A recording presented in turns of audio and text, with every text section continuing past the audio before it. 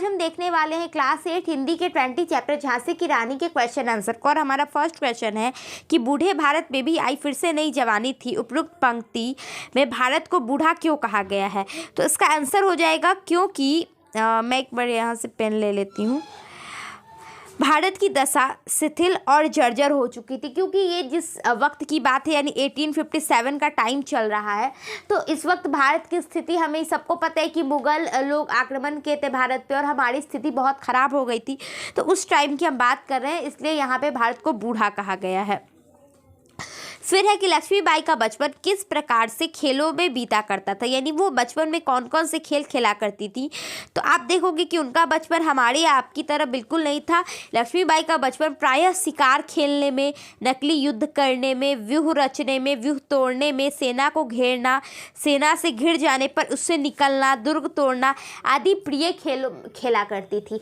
मतलब क्या है कि जितने भी खेल, जैसे राजा जो कार्य करते हैं या राजा से रिलेटेड जो भी काम होते हैं उन पर वो खेल बनाकर खेलती थी। व्यूह यानी चक्रव्यूह आपने सुना होगा, पहले भी महाभारत में बहुत बार चक्रव्यूह का जिक्र है। तो वो ये खेल करती थी कि अगर हम, मतलब चक्रव्यूह क्या हुआ कि अगर सेना में फंस गया तो किस तरीके से बाहर आना है, किस तरीके से खेलना है वहाँ पे, और ये सारी चीज़ों को वो करती थी।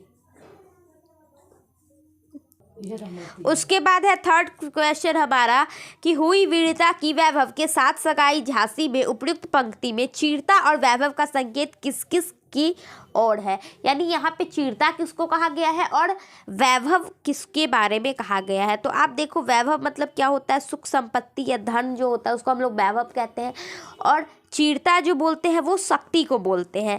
तो यहाँ पे आप देखोगे कि वीरता का संकेत वीर शिरोमणि लक्ष्मीबाई की ओर था, यानी यहाँ वीरता का किनको माना गया है तो वो लक्ष्मीबाई वीर थी। और वैभव का संकेत झांसी के महाराज की ओर था, क्योंकि वो महाराजा थे तो महाराजा के पास वैभव तो होगा ही।